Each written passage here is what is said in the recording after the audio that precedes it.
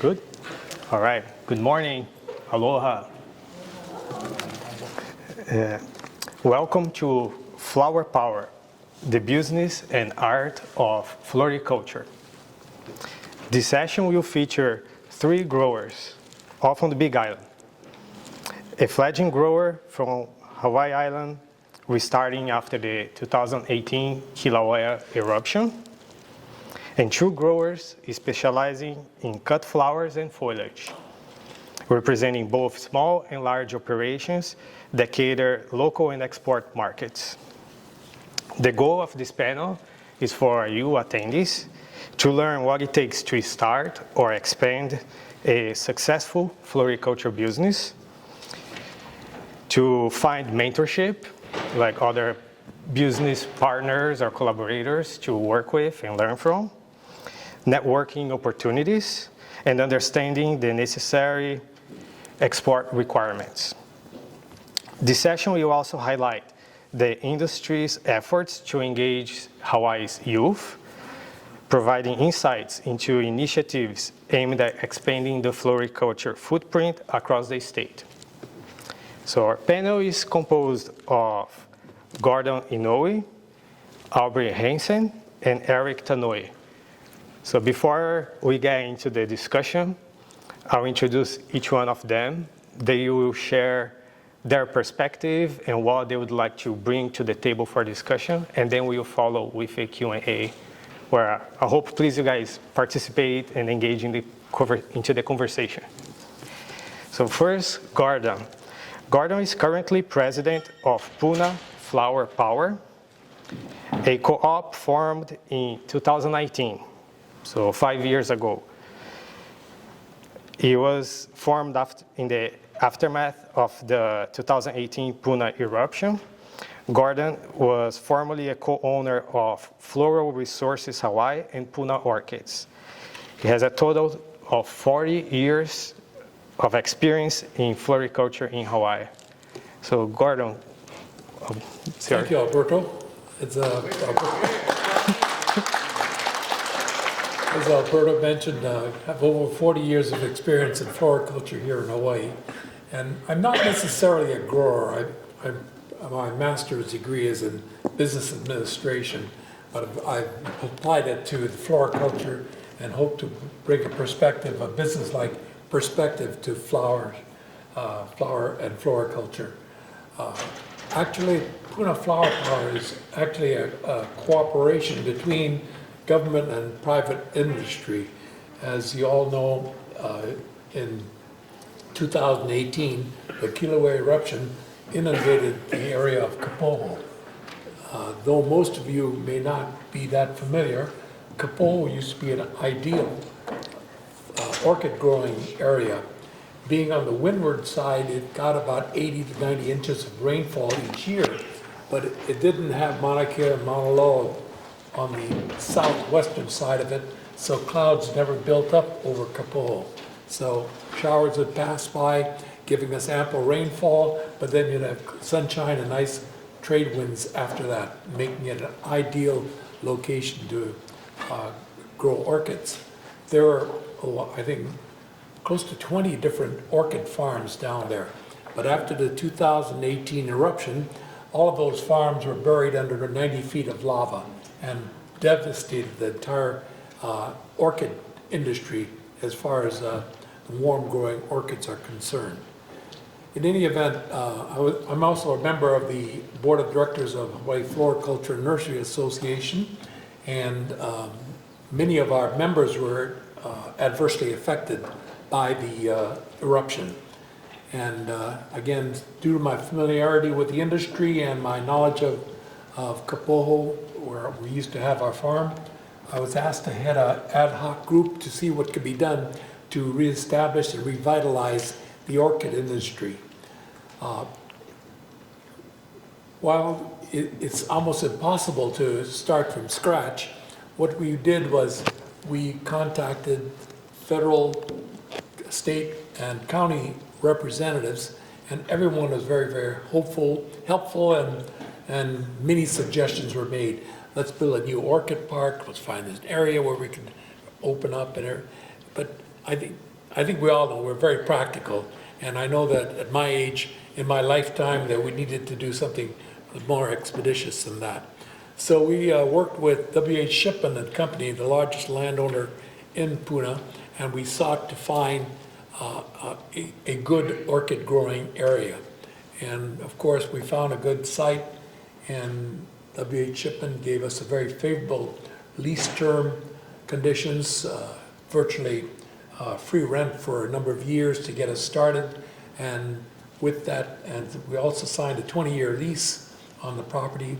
With that land in mind, we were able to approach federal and state and county governments applying for grants that were being made available based upon the emergency at hand.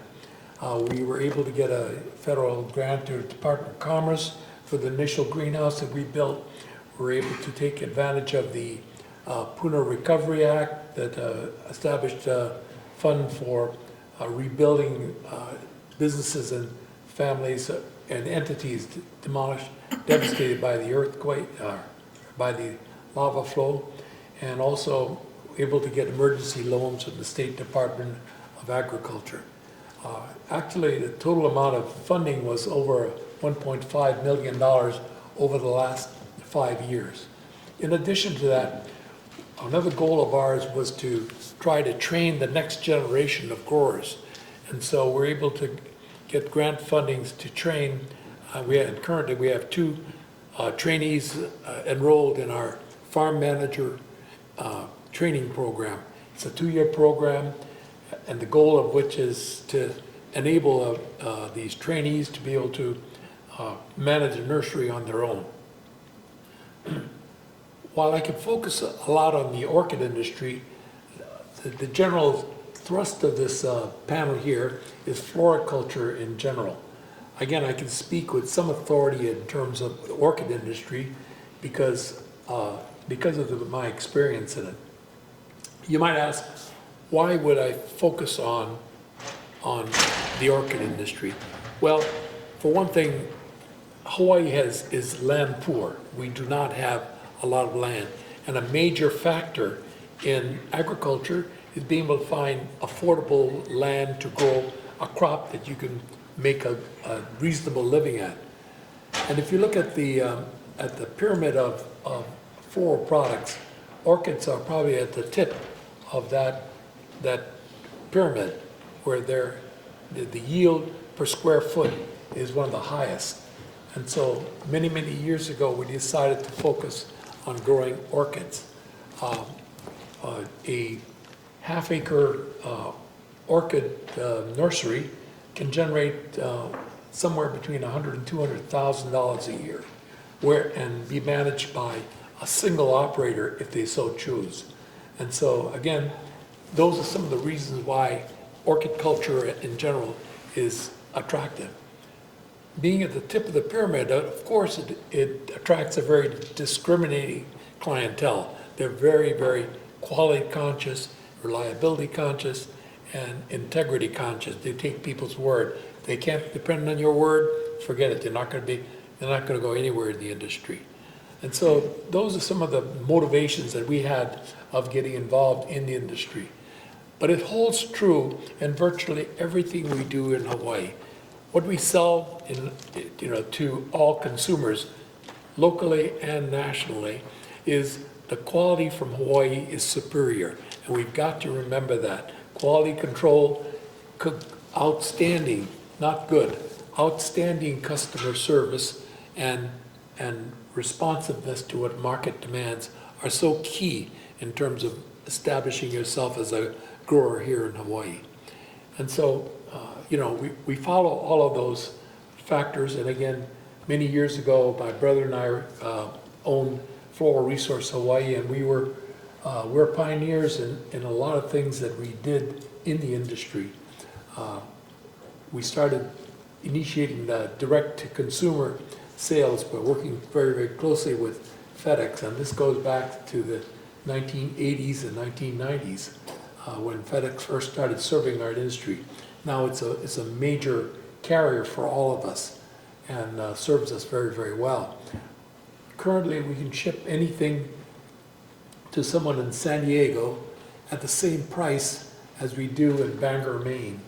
We've got a flat rate type of arrangement with FedEx because we're very heavy inbound and they're always looking for outbound cargo. So through our Hawaii Floriculture and Nursery Association negotiations, we have an industry rate that makes it very, very attractive to be an exporter.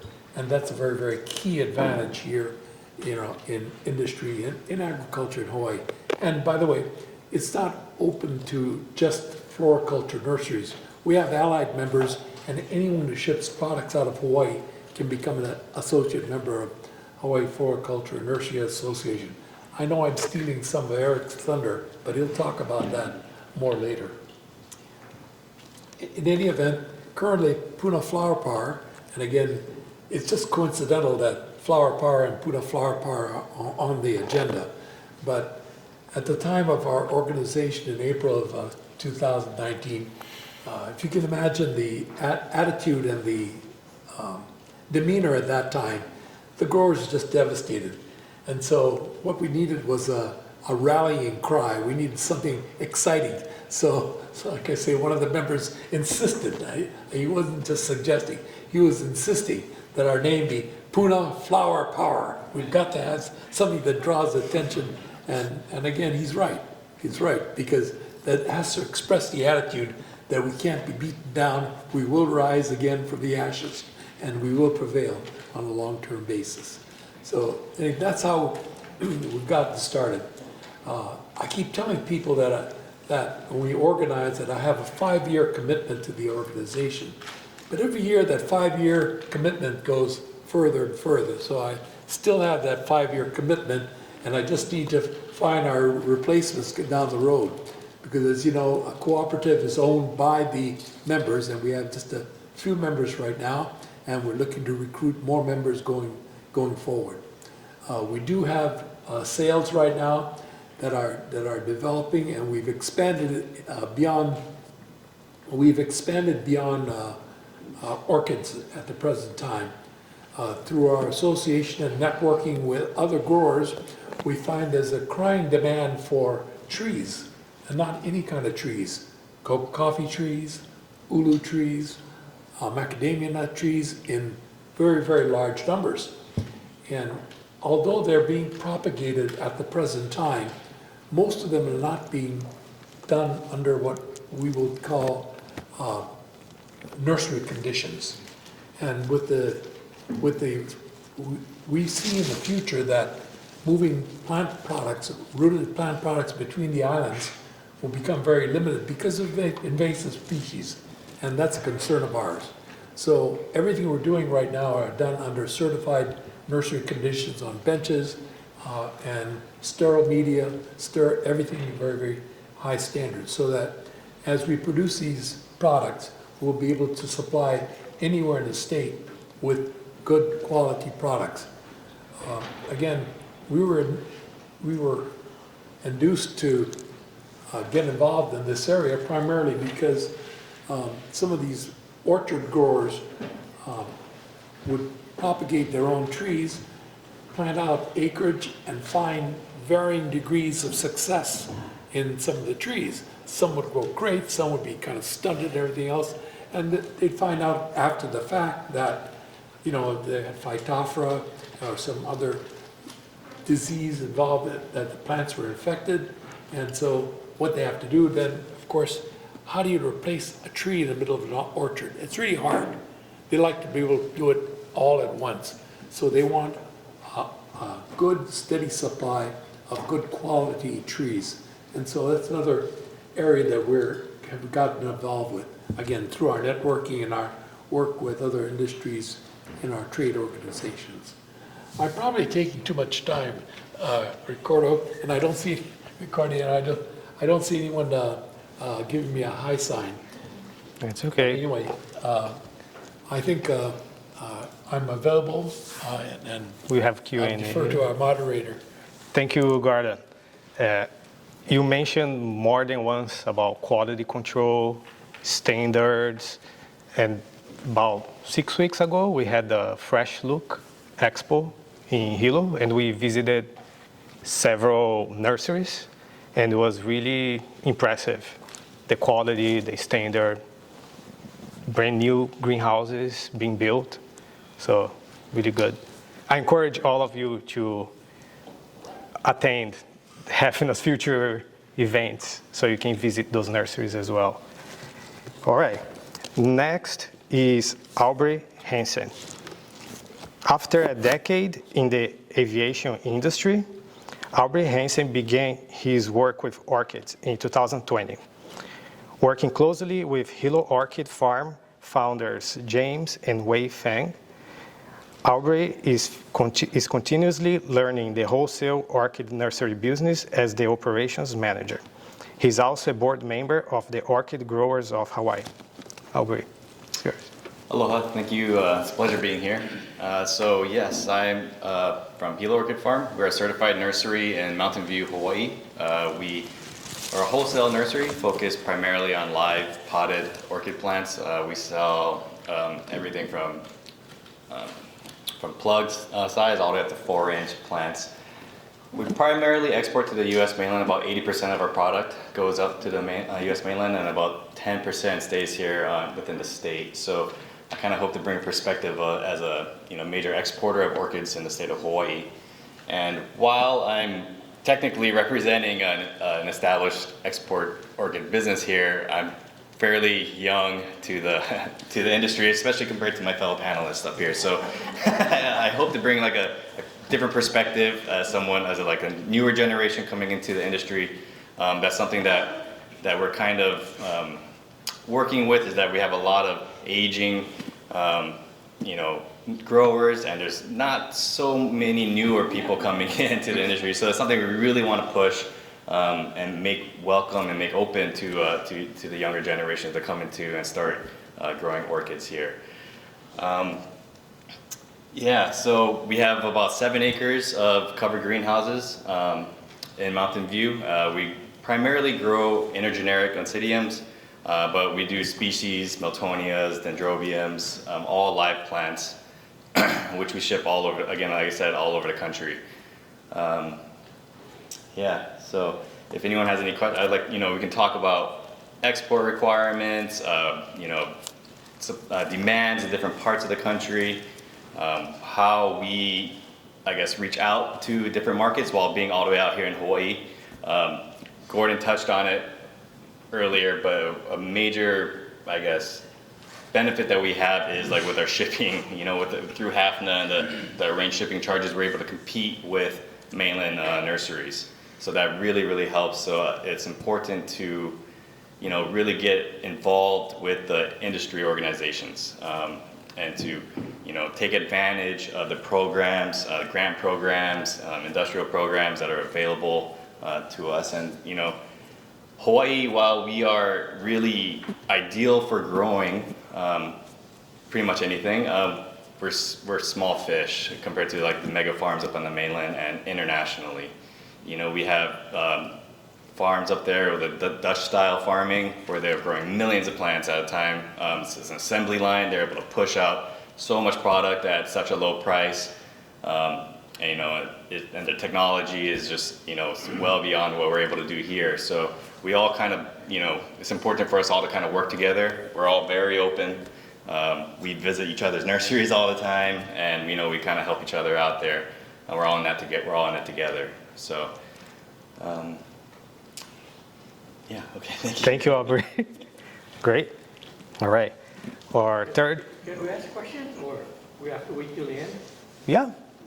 Are you guys okay? Yeah. What do you guys feel, with the Be Hawaii program, the Live for, Ole program? 85% of the lid makers are bringing flowers from elsewhere. What are some of the flowering plants that the small farmers can grow to help that situation?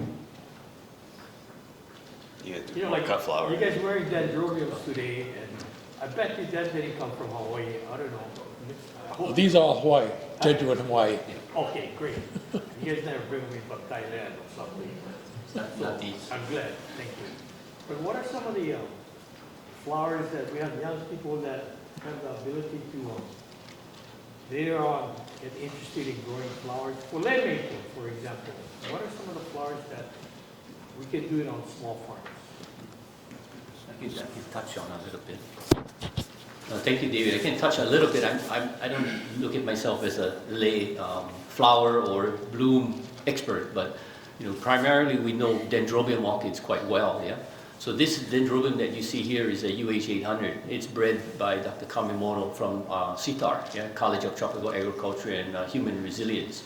So we're very proud of this type of locally bred orchids.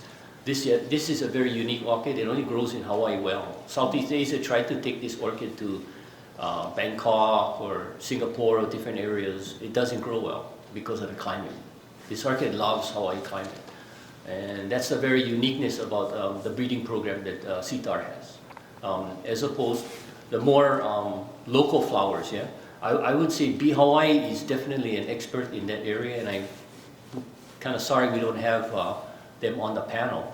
But it's a very, I think, important industry for our Hawaii Floriculture and Nursery Association. And that's why we're working with Bee Hawaii to try and encourage more of the new type of growers, but also our own growers to consider start growing more lay. But one in particular is CITAR has a very good collection of plumeria. And if you study plumeria, plumeria is still a very good local flower to grow. You can start small and then you can ramp up, yeah. I don't know, some of the farms may have cut down, residences may have cut down the plumeria because it makes a lot of rubbish, yeah, so people got kind of tired of raking up the leaves. But plumeria is a perfect flower that represents Hawaii, because a lot of the customers on the mainland that we have order plumeria, but it takes a special post-harvest handling. You have to harvest it, chill it down real good, package. You got to ship it quickly with, I'm going to say FedEx at this time. FedEx does a really good job, yeah, with next day and 2-day service, yeah, with plumeria. But it's for a short window, yeah, that you can use plumeria. Plumeria would be top of mind, one of the first trees and flowers that you can consider. The others, the scented flowers like plumeria, I would say I'm not an expert, but I hear all the type of Ilima and Puakinikini, all of these types. I think Sue Tabal Yamaguchi, who's our designer, but I would consider her more an expert in lay flower. She could probably answer that better than I can. But all of those flowers go locally for scent. Opportunity is huge right now for the state of Hawaii. If I could, Eric, just briefly, in the information from the information at University of Hawaii, there are various cultivars of plumeria. I know that generally speaking, the reputation of plumeria is that it has a very limited shelf life, and it does have a limited shelf life. But of the cultivars that are available, it varies significantly. There are some varieties that go from just 1 or 2 days, that there are some varieties that can last a good week. And clearly, if you want to grow something for export or even for the market, you want to select those cultivars that will have a decent shelf life, that will last more than just a day. So that's an important consideration to remember. Yeah. Good point. If I may add, so CITAR has all this information. Like, there is more to be developed, but Dr. Richard Criley, emeritus professor at UH, he did a lot of these studies. So if anyone here is interested in learning more or getting, let's say, into plumeria production, let me know or contact the CITAR Cooperative Extension Services, and we can assist you with having access to stock material, like starting plants and choosing the right plants for your location and how you want to sell your leaves or your products. Thank you, Albert. And if I may add, for the plants, like what flowers to grow, crown flower is very, I don't know use the word trendy, but like it's on demand. Pikaki, Pacalana. Like if you can find people selling them on Facebook Marketplace. So there is a demand for, yeah. Better get to Eric. Eric, okay, next. Thank you please ask questions. We want this to be engaging and interactive. This is not a lecture. Yeah. So orchids need specific requirements for soil in order to thrive. So how do you guys make sure your soil is correct for orchids? And have you guys experimented using composted soil for your orchids? Yeah, so we primarily use bark and moss, or a combination of the two for our orchids. We do experiment. So, in other countries they use like coconut husk. There's a lot of different medias that you can use. That's just what works best for us. So it is something that you definitely need to experiment with, and depending on the genus or the type of orchid that you're growing and your environment. If it's super humid or not humid, that will all depend on the media that you're going to use. And yeah, absolutely, we do experiments all the time. We're trying new things constantly. After 35 years, we're still trying out new things. So it's and plus we're always growing different types of different orchids. So it's something you gotta definitely take into consideration. Species, You'll find differentials also. Again, our primary line of orchids is primarily dendrobium and some oncidium. But we're located at about 250 feet elevation. Aubrey's nursery is at what, 1,200? Yeah, around there, yeah. Yeah, and so you just have about 700-800 feet of elevation difference, and the microclimate is so different that different orchids will perform differently. They have intergenerics that they grow at their farm that we wouldn't even try down where we are. Okay, all right, I want to introduce our third panelist, Eric Tanoi. Eric Tanoi is president of Greenpoint Nurseries. Greenpoint Nurseries is located in Hilo and is a grower-exporter of Hawaiian tropical flowers, foliage, and plants. Eric is a second-generation anthurium grower, having learned his extensive knowledge from his late father, Harold Tanoi. Eric's industry involvement includes serving as current president of Hawaii Floriculture and Nursery Association, also known as HAFNA, and as president of the synergistic Hawaii Agriculture Council, SHAC. Eric is married to the love of his life, Lolita. They have 3 sons, 3 grandsons, and a granddaughter. All right, Eric, your turn. Thank you, Alberto. Thank you. And also thank you, Gordon and Aubrey, for sharing your stories also. So first of all, the title of this session, Flower Power, the Business and Art of Floriculture, is very fitting. Let me start by sharing key benefits the Hawaii Floriculture and Nursery Association brings to its members, which will also explain the art and business of floriculture. HEFNA is a statewide organization, and we have over 300 family-run operations. With over 300 members, we can negotiate very favorable shipping rates, as you heard earlier, by FedEx. Over 50% of our revenue comes from export, and primarily the U.S. mainland. The discounted shipping rates help our growers to compete in this competitive global marketplace.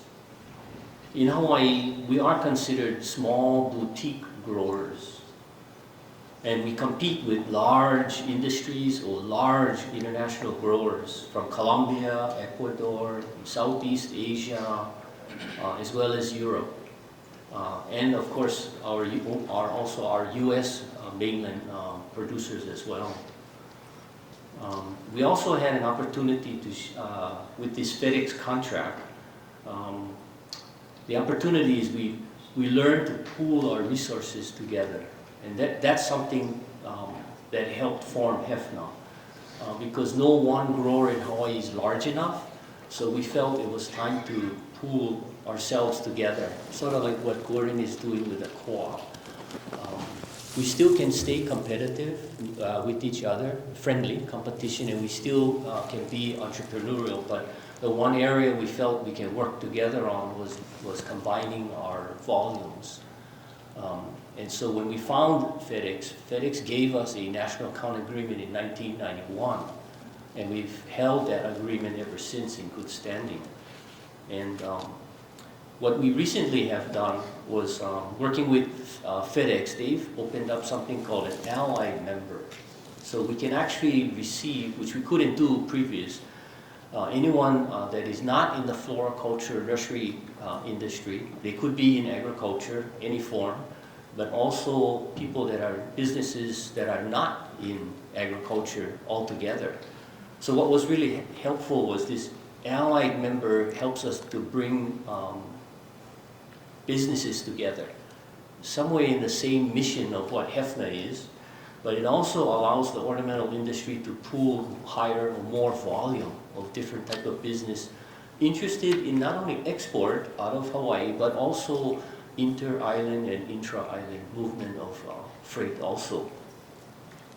These allied members can be pretty much any small business in Hawaii, I would think, yeah. So if you're interested in a relationship with HEFNA to start with just the FedEx opportunities, you can go to our website, yeah, hawaiineotropica.com, or contact me. I can have you contact our membership chair, Chad Matsushima, who's vice president of HEFNA, and his company is Alluvion. He's on this island in Haleiga. So he's our membership chair, and he can help you answer questions that you might want to ask, personal questions about your business and how you can benefit. So this allows HEFNA's contract with FedEx to continually grow, and that's important working with a corporate partner. Anytime you do, these type of contracts, especially with corporate, they're interested in growth, new business, new volume. They're also in our business in freight, they're looking at weight per package. So they're looking at weight per package, they're looking at more units, because it drives revenue, and that's how we get evaluated. So it was really timely for them to allow us to offer an allied membership. One of the initiatives that HEFNA participates in also is the Hawaii Department of Ag Buy Local Import Replacement Program. This program helps our growers in growing products that are normally imported, which you might not think about, but we import quite a bit of floriculture and nursery products. If you think about Christmas, Valentine's, or Mother's Day, if you go down to FedEx station or the cargo stations and see how much flower boxes is coming in on holidays, you would be shocked. And that all falls in that area of import replacement that the Department of Ag pushes quite a bit. So we work with them quite intensively on that program, and we found it to be very helpful for our membership. Yeah? So how it helps us is we have a local pent-up demand, and an example I want to share with you is, I don't know, maybe 5 years ago, there was a discussion about the ohia rust, and it's in the Myrtaceae family, which is the ohia forest on all of our islands that make up the watershed that feeds our aquifers. And so we found that there was a fungus, I don't remember the fungus name, but it was a fungus that attaches itself to Myrtaceae type product. And so the department took 5 years, but they finally did it. So there's an embargo. We cannot bring in, unless it's processed seed, eucalyptus seed, or we cannot bring in cut foliage anymore. And for the floriculture, eucalyptus cut foliage is very important.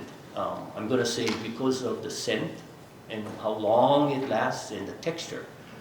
And so what we did was we received some grants from the department, which allowed us to research. And so we brought in some seed, and this was prior to the embargo taking place. And so we worked with our agents. So people like Alberto, we have 4 agents, 1 on each island in the state, and they all were given seed and they all propagated seed. And we distributed the seed to our growers. And we also did trials, so each station, experiment station under CITAR, they grew this Myrtaceae eucalyptus at different elevations. So the experiment stations were selected based on elevation as well. And hopefully we'll get a documented research paper on that soon. I think that was one of the purposes where all our agents are working together on that. And we launched plant material where the agents now can advise how to grow these plants statewide. And the embargo is in place now, so you cannot bring in product from outside. And so we're actually producing Myrtaceae now, eucalyptus cut foliage. So that is one of our success stories, I believe, for import replacement. And I think it doesn't stop there. It's going to just encourage us to look at another product. So we are looking at other products as well now. And what's great about that is we have our nursery men and women in the state, all over the state, and they're looking for new product to grow. So working with CITAR can teach them how to grow new product, and they can just supply the pent-up demand. We don't have to import, and what that does is that it allows us not to have the risk of hitchhiking, pests coming in from imported products. So we definitely found a niche there. So we're looking forward to doing more of this, as an industry. So another key area and benefit is the collaboration with the breeding program at University of Hawaii College of Tropical Agriculture and Human Resilience. So we'll refer to that as CITAR. The program was founded in 1950 by Dr. Haruki Kamemoto. And the mission was to create novel anthurium and dendrobium orchids that would be distributed disease tolerant through conventional cross-pollination. So today the program, led by his former protege, Dr. Tessia Mori, many of these flowers in the program have developed and won international competitions as we enter these varieties, these flowers. And so it just shows that internationally these cultivars from CITAR are being recognized at a high level. The UH varieties are unique to Hawaii, as I mentioned earlier, and they give our growers a very competitive advantage. So we really rely on this breeding program at the UH. Without it, I would say a lot of our growers would not be competitive in the areas of these 2 areas. And we're looking to expand the breeding program with CITAR more, because we have so much more commodities that we'd like to encourage breeding of new varieties. And I just want to say before I move on to another topic, over the last 40 years, the breeding programs, maybe other than maybe Holland, the breeding programs in Southeast Asia and elsewhere in the world are dwindling because their breeders are old, retiring or passing on, and the younger generation is not taking over. So it behooves us to actually enhance and encourage growth in our breeding program for Hawaii so that we could bring back demand, because we would have very unique products here in Hawaii. So you could look at everything from all of the top 10 or 20 major commodities in Hawaii that we grow. We can just think if we had breeding programs that could encourage us to be stronger, to withstand climate change, or the changing weather patterns, which brings on heat or humidity, which causes pests, whether it's insect or pathological pests that will attack our plants because of plants getting weaker. So over the past 10 years, HEFNA also has launched a targeted marketing initiative to build demand for our members. And this is where the art of floriculture plays a key role. We have built relationships with renowned floral designers, professionals from Canada, California, of course in the state of Hawaii, and elsewhere throughout the nation. Designers thrive on also social media, And our floral design partners are considered influencers. Their fresh and innovative tropical floral designs have inspired designers across the country to include Hawaii-grown floriculture now. So we're looking at anthurium, orchids, tropical flowers, protea, and all the cut foliages, also plant material like blooming orchids, bromeliads, and other plants grown in Hawaii. This year we got the chance to do something really special. The naming of an anthurium also takes place when you have a breeding program. So after a lot of thought, a variety was named after Hitomi Gilliam, AIFT. And to say naming a beautiful anthurium after Hitomi's name is well-deserving would be a real understatement. Back in 2007, we put on an event with Hitomi and she coined Neotropica. It was held at Macy's flagship store at Ala Moana Shopping Center in Honolulu. The event had 2 shows, both sold out. What people witnessed were floral designs so fresh and innovative and creative. It changed the way we started to look at tropical flowers in future designs and up to today.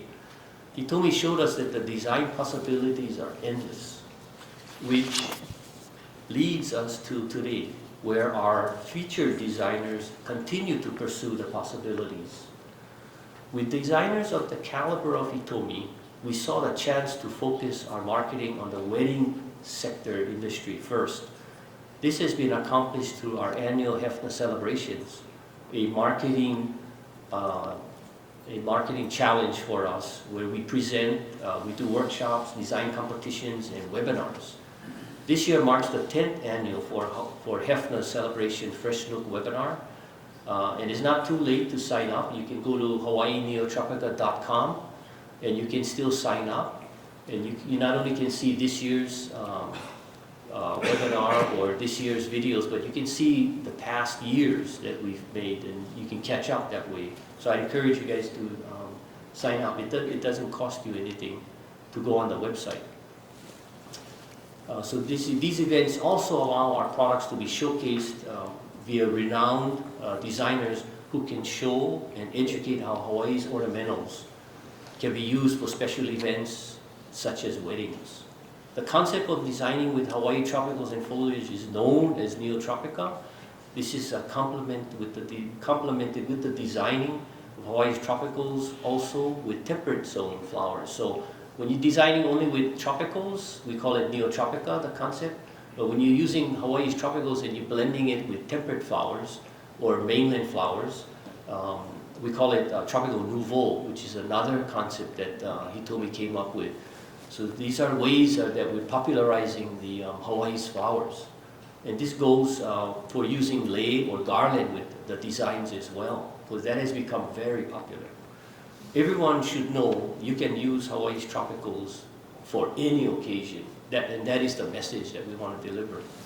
At my family's business, Greenpoint, we sell every stem we get our hands on, and what we purchase from our growers, our partner growers, their product too. So I just wanted to emphasize that the opportunity right now is super good right now. And we recently expanded our operations, so we've also purchased a nursery, but we also expanded about 10 acres to try and take advantage of this opportunity because the costs keep going up. So part of the business model is our cost inputs we know, including labor costs, are going to continue to go up. And unless you expand, unless you partner with other businesses, unless you move more revenue, you cannot amortize out that expense as easy. So it's just part of how business is done. So you have to expand. If you don't continue to expand, which is a challenge, I know, you will have a harder time amortizing your expense out, even if you're raising price. Because in this market, you have to increase quantity, revenue sold, but you got to increase price on your quantity sold too. It's just the type of environment we're in. Until this higher inflation or higher input cost slows down on us, or maybe reverses, this is going to be part of a challenge for Hawaii as boutique growers. So some of our employees have been with us for over 20, and a few of them over 35 years. And so their livelihoods, the well-being of these employees that we have, is going to be like our top priority going forward. Yeah. So everything we do is to manage the business so that we can take care of our employees and our families, but also strong enough so that we can be competitive, so we can still sell quality and still service our customers and not go obsolete. I'd like to close with the collaboration between CTAR's breeding program, the growers, that now include floral designers. Dr. Mori created a professional advisory team, or what we call PAT, P-A-T, made up of floral design partners. It takes years to develop a cultivar like Anthurium, somewhere 10 to 14 years. So it's essential to get feedback, not only from the growers, but from the people who use the product, which are the designers. And when we get feedback from these working professionals, we have and create and grow product that already people are willing to buy. So we can be price makers, not price takers. And that's another real important part of being in business today. You have to be price makers. But that means you have to grow what the market wants and not just grow what you want, which is the challenge of moving a group of old-time growers and getting the next gen into it, because the old-time growers are going to say, well, I only want to grow what I know how to grow or what I've done in the past. And the new guys coming in is saying, you cannot grow the old stuff, you got to grow the new stuff, at least in our industry. Because younger people, they're on social media, and the influencers are totally on social media, so the communication is not with the traditional media anymore. And I'm not saying that all of them, but some of these old guys, maybe guys like me too, unless we keep up with social media, you're out of that conversation. So you don't know what the new buyer wants. Yeah? So you're going to be growing stuff that the new buyer doesn't want anymore. And that's not where you want to be in our long-term type of business. So the synergy created with this collaboration is immeasurable. Yeah? It sets us apart from the rest of the country with this PAT team, if not the world. And so we thank Dr. Mori for coming up with that innovation. In fact, the innovative collaboration was recently featured in Florist Review magazine. It's a national publication. And the publication was established in 1897. Yeah, you heard right, it's 1897. So for the past 125 years, it just shows the strength of floriculture and the ornamental nursery industry on the type of product that feeds your soul, not necessarily feeds your stomach or your body, but these are the products that actually feed your soul after you got your belly full, yeah, for the food that we need for substance. So as you can see, the art of floriculture and the art of business are an integral part of each other. One does not exist without the other. So I just want to say thank you for doing the Ag Conference this year, and definitely also thank you for attending Flower Power, the business and art of floriculture. Thank you.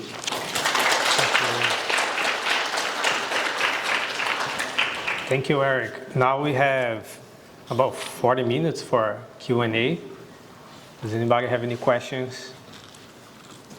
Is there a place for non-tropical flower growing, like for new farmers growing more annual type, like dahlia or Thank you. sunflowers?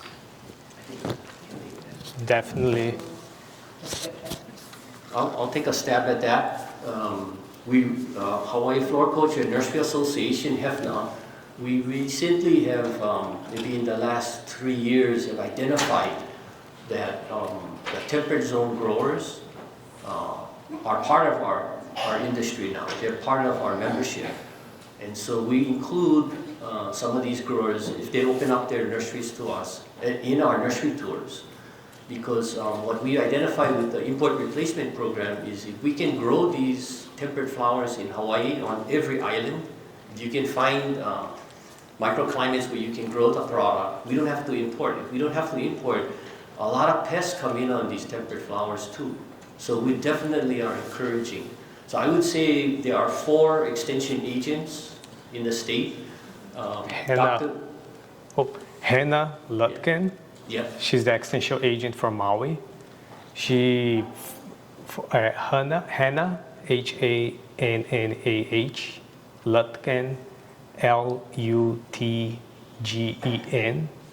She's the ornamentals extension agent on Maui.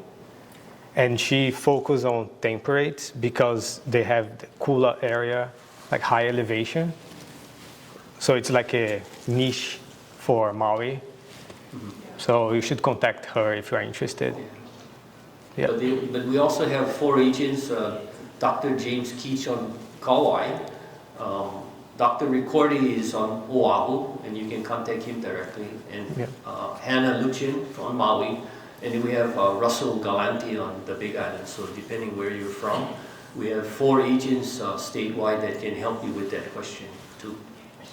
These 4 agents also participate at our monthly HEFNA board meetings. So they're always in touch with us in terms of what's happening, what's new, what can be done, and also field questions from the membership about, challenges that they're facing.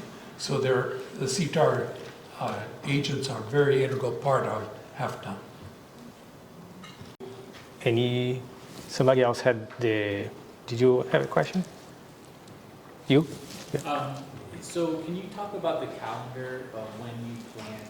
Because I think like May Day, Mother's Day, all seem to be at a really important month. Do you guys prepare and what do you plant for that in anticipation? I live on Lanai and graduation, everybody has tea leaf lays because we don't have any flower growers on the island. Yeah, so we definitely anticipate, a larger number of sales during those times from January to, May, essentially. A typical life cycle for our orchids from when we propagate to when we're able to sell is anywhere between 3 to 5 years for most genuses, sometimes 5 to 6 years. So while we can't really plant something 5 years ago and say, hey, this is going to be ready for, that specific event, we do try to spread out our selections for, springtime orchids, summertime orchids, wintertime orchids. So that's something that we do try to rotate or have continuously growing throughout the year and mix that up within our greenhouses. That's why you'll typically see, at least for orchids, certain things every year, certain types of orchids that are available, or you might see like a bigger push of certain different types of plants. Like lately for Mother's Day, we've been really growing a lot of maxillaria tenuifolia, like coconut orchids. Really nice fragrance, and they really start to come in bloom right before Mother's Day. So we've been really trying to market that going forward. People like it. It's easy to grow. They grow everywhere in Hawaii. But also in the mainland, they're pretty easy. So that is something that we take into consideration, but it's not something we can really control per se. Unlike if you're growing like Phalaenopsis, they can control that super easily. But for a lot of our intergenerics, we kind of just have to choose as a part of our program different orchids that will bloom throughout different times of the year for different seasons. I'd like to contribute a little bit on that question also. On the mainland, many nurseries grow annuals. They crop it to peak at certain high demand periods. In floriculture in Hawaii, most of our crops and products are longer term. They're 2 years, 3 years down the road before you see anything. So growing them to peak at certain times of the season is very, very challenging. And again, because of the seasonality, they have their own flushing periods. So generally speaking, what you try and do is organize your marketing efforts such that you're promoting it during the peak, so you can always move them. In the high demand periods, you're always sold out anyway. And but again, I know that in Anthurium, that I'm sure that Eric will be addressing himself, there are some certain tricks that you can you can do to help optimize your yields.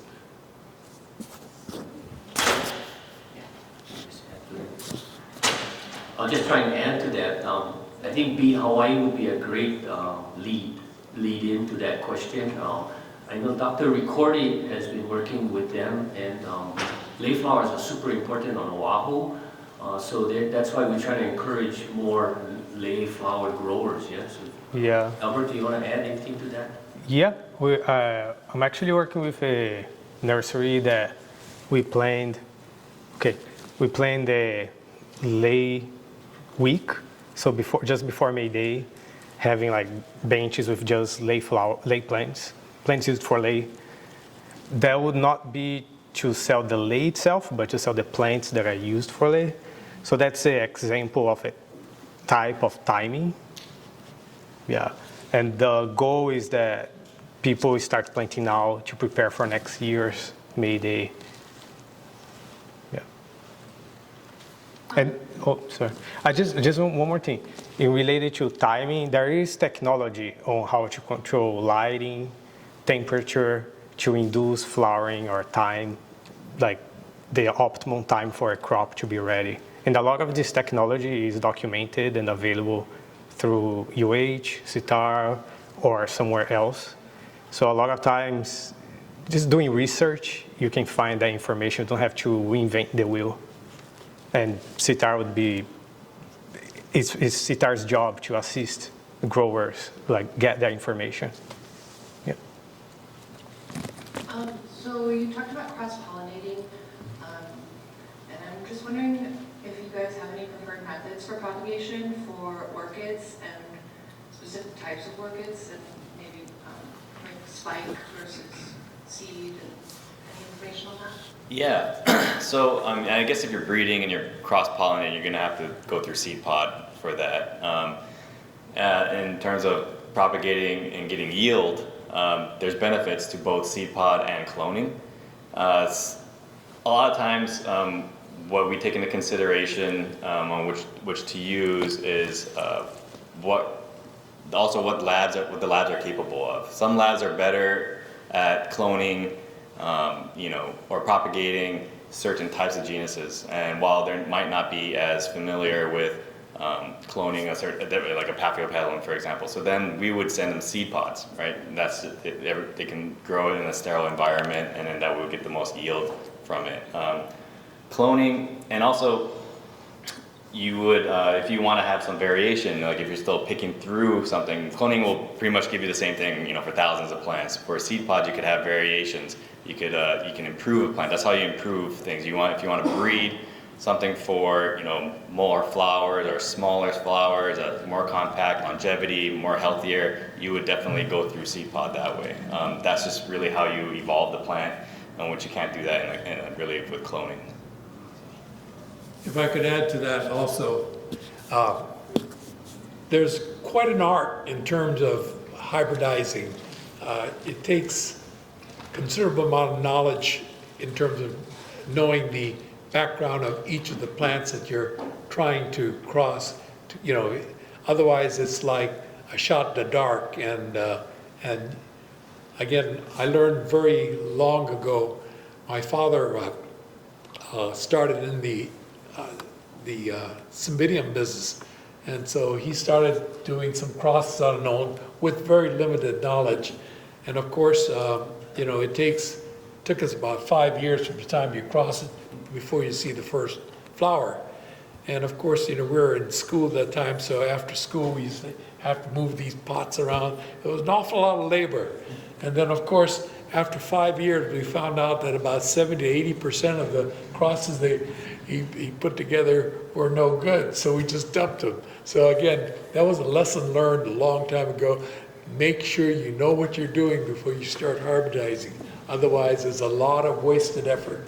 And again, in part of my presentation, I know that one of the things I talked about was the high yield of orchids.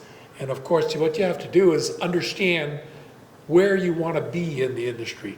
There are certain very, very established, knowledgeable hybridizers in the state of Hawaii that have an infinite amount of experience. And of course, even James, the founder of Hilo Orchid Farm, will tell you that, hey, I made my mistakes, I just don't want to make them again. So again, it takes a lot of experience and knowledge in terms of what you can cross with what and what you come up with that's reasonably good. And you need a batting average of 80 to 90% when you do any hybridizing. Otherwise, everything you do that's a failure is a wasted of time and effort. And you can't survive in the business with a batting average that's 50% or 60%. And so, again, you have to consider what part of the industry you want to be part of.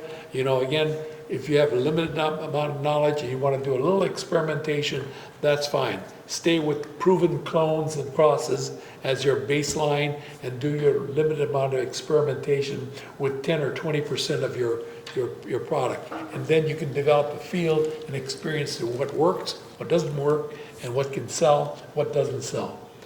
Then again, the other things that come into play: quality control, good customer service, developing integrity in the industry, because again, if a customer talks to you and you make a recommendation, you better be right, because if you aren't, they won't come back again. But if you are right, they'll come back to you time and time and time again. So that's my 2 bits on it. The question there. Yeah, I guess first of all, thank you very much for all the insight and the knowledge here. It's very pretty insightful.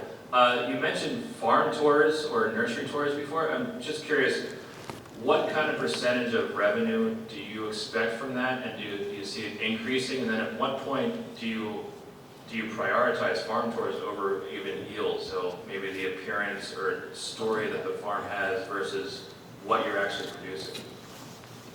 I'll try and answer that question. So when I refer to first for farm tours, our industry has a great working relationship. So when we do our HEFNA projects, like Fresh Focus as an industry organization, reaching out to our nurseries, they open up their nurseries for trade farm tours. Some of our industry members do ag tourism. And so I think you're kind of leaning more toward ag tourism. So if you're in the trade, if you do trade tours, then you would be focusing on mostly trying to show people within your sector or within agriculture to come visit your nursery, and you share with them what you want, yeah? Which is a little bit different. It's more a technical type of tour. A lot of times, I mean, if you have a lot of trade secrets, then you can charge a lot for those tours, yeah, because you're going to be sharing a lot of your trade secrets, yeah, with one day maybe competitors. But if you're looking at just ag tourism, some of our members do ag tourism if they're close to hospitality areas. And if you're going to do that, I would say you should, as you develop your nursery, you should set up your nursery from the get-go thinking you're going to end to do that. So you want to make sure you have a large frontage area reserved for parking. Your building you build should be adequately built to handle, handicap, accessibility, bathrooms that are handicapped, where the gift shop is going to go, where the snack shop is going to go. You should be thinking that far ahead, which is more retail, unless you have a large nursery where you're offering some of those services through internal employees. It's pretty much for the public, yeah, you're going to be opening up. And then that type of tour, if you're working directly with the consumer, you can charge more. So on your website, so with social media and networking within the hospitality trade, say something very quick before hiring, you say. Joining HPC, I just want to clarify. becoming a member there, I would encourage all and above. And you got to figure out what price range you want to be at, yeah.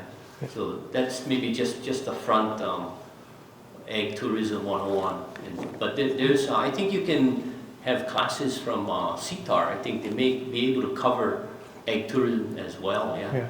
Learning from agents. And just to clarify, when I mentioned tours before, that was like a once a year or twice a year. They have now put these events to bring floral designers to witness the product, like what the nursery looks like, and introduce them to new products.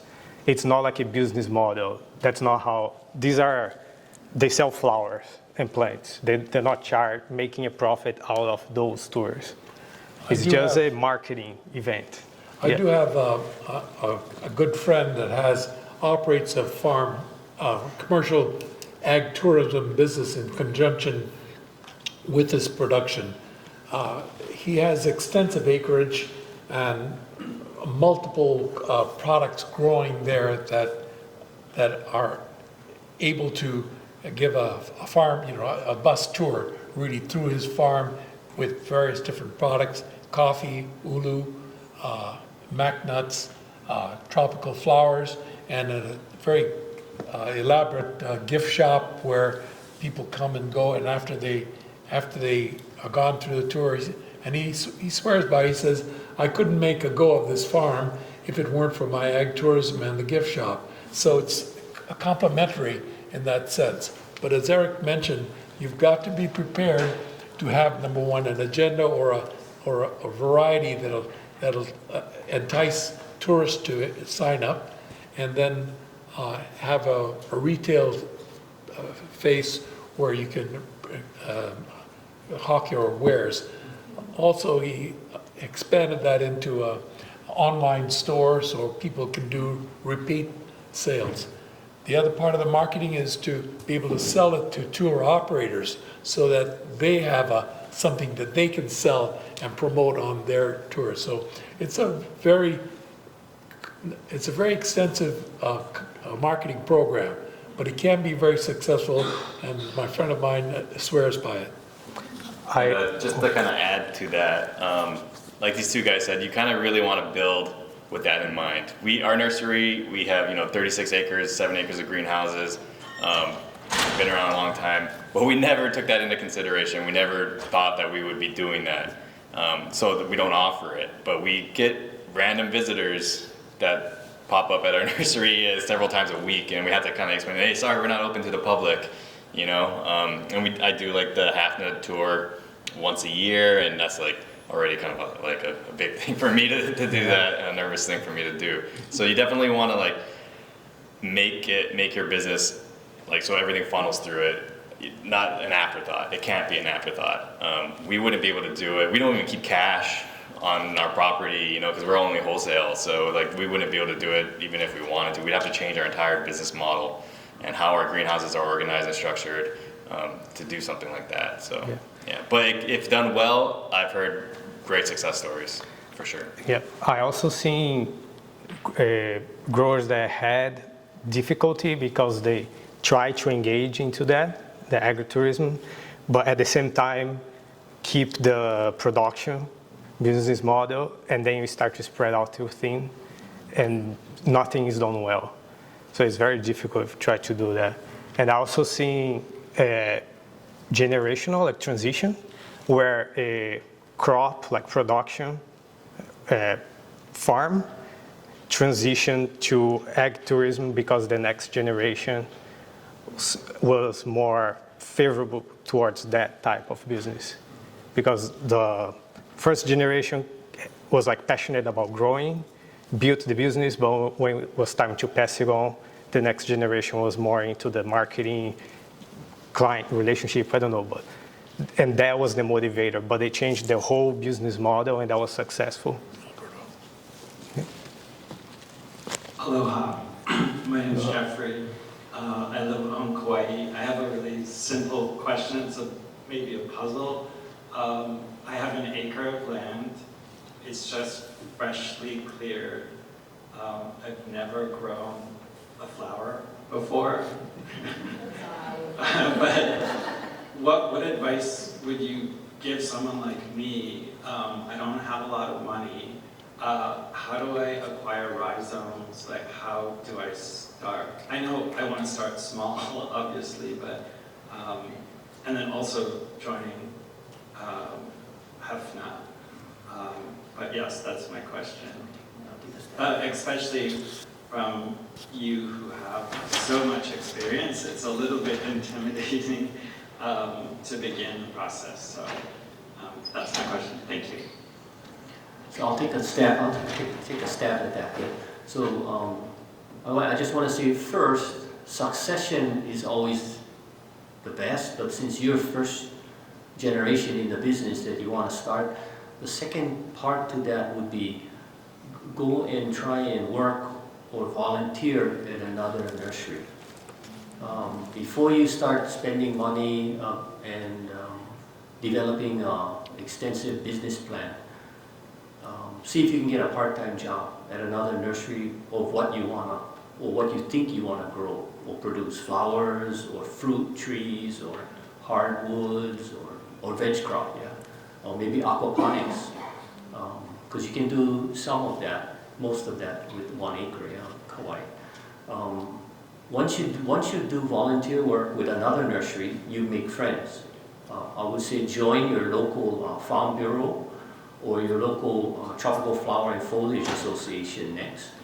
And that way you start meeting other people with like minds that you have.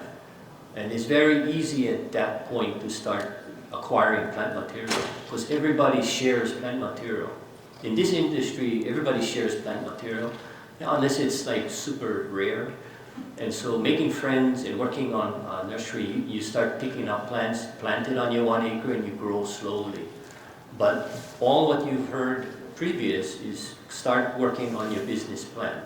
What do you want that nursery to look like in 10 years? That's how you plant.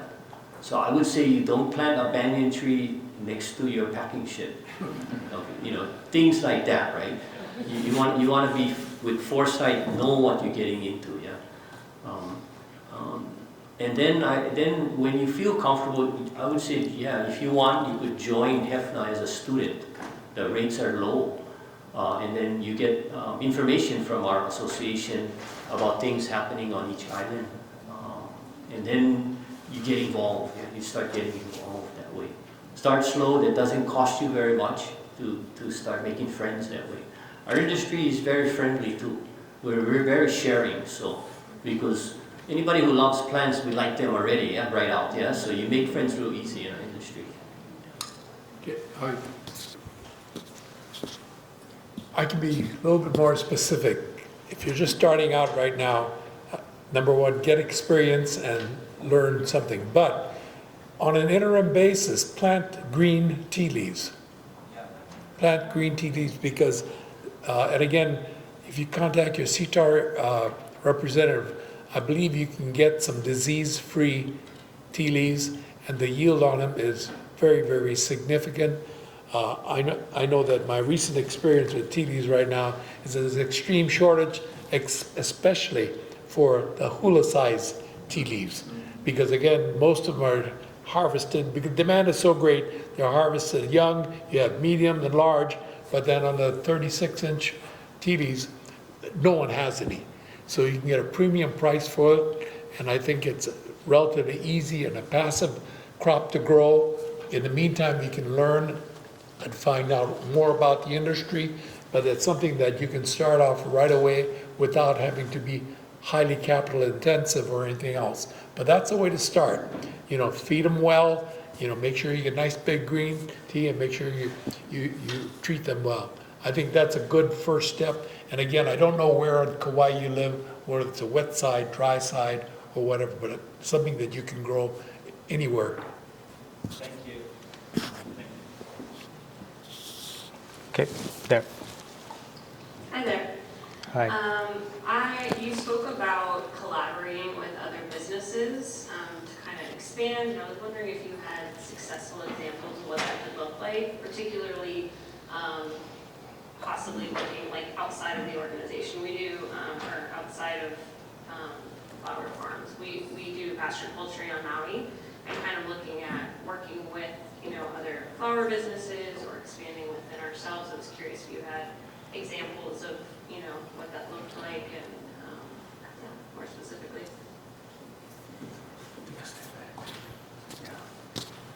So I'm going to speak from maybe personally, maybe our business. So Greenpoint Nurseries is a family operation, and we grew mostly anthurium from my father's time. and that's what we're known for. And we bought everything else from either partner growers or satellite operations. People that own their own land, own their own greenhouses or shade houses, own their own crop, and they sold it to us outright. So the good with that is that you don't capitalize. You don't have to capitalize. The downside is that it's a free market system, so they can sell to anybody they want. They don't owe you anything. You cannot really tie that grower up much. So as the aging farmer situation occurs, the demand for product, like what Gordon is saying, and the price goes up. And so you're going to have less growers that are going to be loyal to you. It's going to be more difficult, in other words, because everybody who knows that you're growing large hula skirt tea leaf, they're all going to be coming to you. So if you're a wholesaler buying that tea leaf and reselling it, then that margin is going to be what the grower is going to sell direct to the consumer. It's going to be hard to keep loyal supply. So what we have done in the past is we put in the production. We either own the land, or we own the crop, or we own the greenhouses or the infrastructure, and then we get people to farm it for us. But we control the real estate, the crop. Outright, we buy everything that they produce. And it has worked quite successfully. And what that allowed us to do was focus more on our anthurium or our orchid crops. Yeah. But as the aging farmer problem is coming out now, even our tropical flower growers, which is bird of paradise, ginger, heliconia, protea, and the exotic line and the cut foliage line, there's not enough for us to purchase. So we're now putting in those type of farms now. And we will be looking for growers to farm it for us, yeah, family farms. So we've done that with anthurium and orchids, I guess, to answer your question. Not too bad. But we're going into tropical flowers and foliage now because we cannot get enough. If you notice, there is a recurring theme of aging farmers, gap in that transition, and demand higher than production. That's why we are looking for import replacement. So there's that gap to be filled in the industry. Yeah, I just want to go one step further. And the reason why we have the confidence to do this is because when you look at the demographics, we're coming out of a large demographic. You've heard of the baby boomers, the Gen X. Well, we're going right into now the millennials. It will be followed by the Gen Z and Gen Alpha. So you're looking at 50 plus years in the future now of potential buyers, whether it's special events or whether it's weddings. These are the young people, yeah, millennials are, maybe in their early 40s, but definitely 30s, yeah. So they're already working, they're purchasing homes, they're getting married, they're spending money, the high consumption years, yeah, 20s and 30s, yeah. For some of us graying, you kind of remember where we were, right? But as we gray, then you purchase less, right? So that next generation is what we foresee in our industry, which is looking like a really good opportunity for our industry because the demand is not going to slow down. At the same time, the graying of our generation, the aging out of the farmer is obvious right now. 20 years ago, 10 years ago, we talked about it. Well, the future is now. We're living it now. No labor is because we're moving from baby boomer to Gen X right now. And the Gen X generation was smaller. So obviously they're going to have less people in the workforce. And then when you go to the millennial generation, they want to do things that they know they're going to be successful in. They want to join a company that is going to be financially secure, growing, and offering mobility in job security, managerial maybe, but definitely in financial benefit. And if you cannot offer that type of opportunities, you may or you will be overlooked. So we need to be aware of where we were and where we are now and where we're going. But we feel the demand is definitely not going to slow down. It will Yep. I have a question about temperate flowers you're talking about, and if you outsource them, or do you have any specifics that you think it's viable to grow on your own? And then for propagation, specifically for dahlias, if you have any information about that? I think dahlias or temperate flowers. Yeah, well, this is not something that we're actively involved with right now, but a large number of members in HEFNA are retailers, and they're the primary users of temperate flowers and importers, and you know, they do their utmost to source their products locally and support temperate flowers, and we as growers and exporters try to support that effort too. Again, we don't have firsthand knowledge of it, but the network within HEFNA is such that we can share that information when people are aware that certain products are being aware. Like Sue, if she knows, like Sue as a designer, knows that there's a supplier within the state that grows certain types of flowers that are good and high quality and are competitively priced, he certainly will source that locally. So again, you know, it takes networking. Again, as a small grower, it's hard to advertise, but through our organizations like HEFNA, we can make that possible.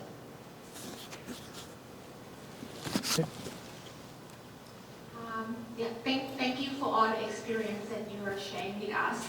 So my question is, could you share some of the challenges that you have in terms of the operation and the operation part and the marketing part? Yes. So from our perspective as a wholesale orchid nursery, I think one of the large, this is actually probably a perspective for everyone in the industry, is just the rising costs of things that over the last 10 years. Insurance has tripled or doubled or tripled in some cases, or just completely dropped. They won't even cover some greenhouses of like the structure anymore for certain nurseries. The rise in energy costs, labor. So that's probably the biggest struggle right now. And then like Eric mentioned it earlier, we have to still supply a really high premium product, right, to be competitive, and that costs quite a bit too. We want to bring in quality materials, and we want to grow things really well. We got to use chemicals for that. We got fertilizers, herbicides, fungicides, all of that. The costs are rising, so we really have to find different new efficiencies that maybe we didn't think about before in the past, and how to cut costs in certain areas without diminishing the quality of the product. And that's that's really every company anywhere is trying to do that, but we just got to get a little bit more creative now with that. And sorry. Again, as a new startup, I've operated many different businesses, but again, since we're the newest, I'll share with you some significant challenges that we face. One of the single greatest challenge we have as a new startup is finding good labor. It's an ongoing challenge because, again, the labor market's not that great. Not that many people want to be in farming. It's hard work. It's under challenging conditions. You've got McDonald's paying a starting wage of $15 an hour, so you've got to be competitive with that plus. You've got to be able to offer benefits. Again, it's a huge challenge. So a lot of nurseries are also in more rural areas too. So the labor pool locally is not as deep as it would be in the city, or even in town, I guess you could say. Yeah, finding, again, that's what we're finding our single greatest challenge in finding qualified labor to operate a nursery. The other thing that we learned is that while we have a lot of experience growing our orchids down at close to sea level down in Kapolei, our new site is about 200 feet higher in elevation. And as I mentioned earlier, there's a lot of adjustments that needed to be made, and we're still dealing with those issues today. Again, we're totally off grid, so we use photovoltaic system, we use catchment water, we're totally self-contained. But that presents challenges also, because you need to be aware of what your water quality is, you need to be aware of the ambient conditions that you're having. We're finding that sometimes it gets way too hot within the greenhouses. So it presents a lot of different challenges. It's things that a grower has to be aware of and have a feel for it in dealing with it. Last but not least, capital formation, of course, is the bottom line. Again, the gentleman talked about wanting to be how do you get started? How do you finance things? Well, I would ask people to look for several different areas. Number one, there are a lot of new farmers grant programs available, not in large amounts of money, but they are available both at the state and the federal level. Number two, there are associations that give you resources where you can have access to grant writers and people that can help you put together grant requests. The state of Hawaii has some new farmer loan programs that are also helpful. Again, working closely with their state ag loan officer is very, very important. Establishing a reputation for integrity and a reputation for being able to grow things is also key. So those are the major challenges you're going to find in terms of starting up any farm in growing whatever you choose to grow in. Hopefully that's helpful. Also learn about running a business. There are many small business centers that will kind of hold your hand and teach you about properly filing taxes, properly doing payroll, what kind of insurance you need, TDI, all these little details that plant lovers might not understand and might not like to work on, but it's a reality, it's a need, and it can really bite you in the future if you don't follow those rules from the beginning. So check with your small business center from the beginning. Okay? Hi everyone, my name is Camille. I just wanted to make a comment about resources. If everyone's familiar or not familiar with Go Farm Hawaii, they do offer some assistance with business planning, and that could be a resource for helping you find a business as well. Yep. Filing a business, yep. It's 12:30. We have to get ready for our workshop with Sue. Sorry, didn't you? She had a follow-up. She asked me to explain a little bit about Go Farm Hawaii. I didn't want to take away, I just wanted to add that Go Farm Hawaii, if anyone's not familiar, is a statewide program that offers education to produce commercial farmers. So their goal is to produce commercial farmers. And we do have one of our farm coaches here. If anybody wants more information, please come check it out. Proud alumni right here on this table. All right. Thank you. So I want to give a hand. Yeah, from our cuttings, about this big, how long does it take before it flowers?